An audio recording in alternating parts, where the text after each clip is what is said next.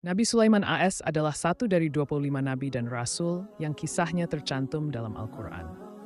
Semasa hidupnya, ia dianugerahi banyak mukjizat dari Allah SWT, seperti dapat berkomunikasi dengan hewan dan bangsa jin, serta menjabat sebagai raja yang kaya raya.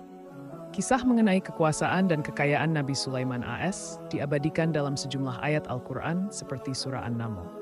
Tak ada yang bisa menandingi kekayaan Nabi Sulaiman, namun ia tetap dikenal sebagai sosok yang bertanggung jawab. Nabi Sulaiman AS juga memiliki mukjizat menangkap dan memenjarakan iblis. Dikisahkan dalam buku The Leadership of Sulaiman, susunan Ibnu Mas'ud, pada sebuah riwayat dikatakan bahwa sang Nabi memohon kepada Allah SWT untuk menangkap iblis. Ya Allah, Engkau telah menundukkan bagiku manusia, jin, binatang buas, burung-burung, dan para malaikat. Ya Allah, aku ingin menangkap iblis, memenjarakan, merantai, serta mengikatnya, sehingga manusia tidak melakukan dosa dan maksiat lagi, pinta Nabi Sulaiman kepada Allah SWT.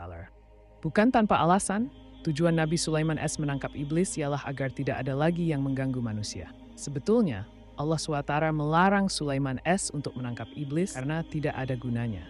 Meski begitu, Nabi Sulaiman AS bersikeras untuk menangkap dan memenjarakan iblis. Ia berkata, "Ya Allah, aku ingin menangkap makhluk terkutuk ini beberapa hari saja." Usai mendapat izin Allah SWT, Nabi Sulaiman pun menangkap iblis dan memenjarakannya. Setelah iblis ditangkap, Nabi Sulaiman memerintahkan anak buahnya pergi ke pasar untuk menjual tas hasil kerajinan kerajaan. Uang hasil penjualan tas ini akan digunakan untuk membeli gandum. Ketika hendak menjual tas, sesuatu yang tak terduga terjadi. Anak buah Nabi Sulaiman mendapati pagi itu pasar tutup, tidak ada satupun orang yang berjualan.